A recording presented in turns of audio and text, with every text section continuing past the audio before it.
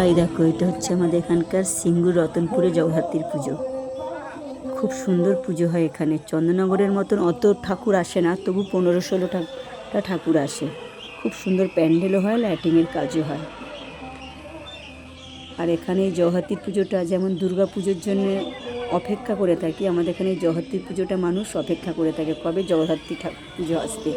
কারণ এখানে দুর্গা পুজোর মতন জগদ্ধাত্রীর পুজোটা খুব খুব ভালো হয়। প্রতিটা ঘরে ঘরে লোক আসে, মানে যেমন দুর্গা পুজো আয়োজন হয় সেরকমই জগদ্ধাত্রীর পুজোটা হয়। অপেক্ষা করে থাকে কবে, কেন খুব আনন্দ হয়, মেলা বসে, খুব সুন্দর। আমরাও ভাবি জগদ্ধাত্রীর পুজোটা কবে আসবে। দুর্গা পুজোটা তো ভালোই লাগে, কিন্তু এখানে জগদ্ধাত্রীর পুজোটা সবচেয়ে ভালো হয়। দুর্গা ঠাকুর হয় কিন্তু জগদ্ধাত্রীর ঠাকুরটা বেশি হয়, মানে কাছাকাছি খুব পুজো হয়।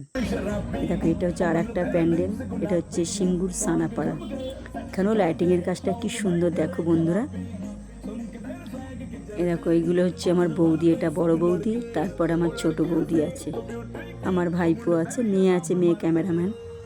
এখানে লাইটিংয়ের কাজটাও খুব সুন্দর দেখো। এই জগদ্ধাত্রীর পুজোটার জন্য সত্যি আমরাও অপেক্ষা করে থাকি যে জগদ্ধাত্রীর পুজোটা কবে হবে, আসবে। ছোটোবেলা তো তখনই আসতাম আমরা, এটা আমাদের আদি বাড়ি, দেশের বাড়িতে আসতাম, তখন খালি ভাবতাম জগদ্ধাত্রীর পুজোটা আসলে খুব ভালো হয়। আর এখানকার লোকেরাও জগদ্ধাত্রী ঠাকুরের জন্য অপেক্ষা করে থাকে।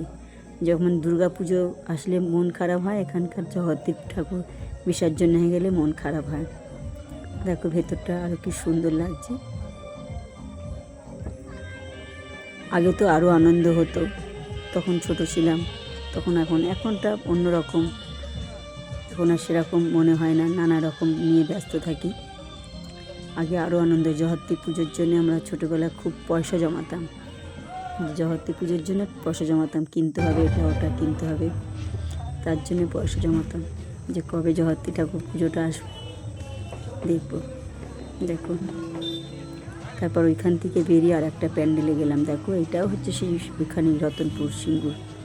এই প্যান্ডেলটাও খুব সুন্দর হয়েছে, ভেতরে লাইটিংয়ের কাজটা খুব সুন্দর হয়েছে। সব তুলতে পারিনি, ভিডিও করতে পারিনি, 2-3টে করেছি, 3টে করেছি। দেখো, এটা খুব সুন্দর সোলার সাজ, এটা কি সুন্দর লাগছে দেখো লাইটিংয়ের কাজটা, তাই না বন্ধুরা? দেখো,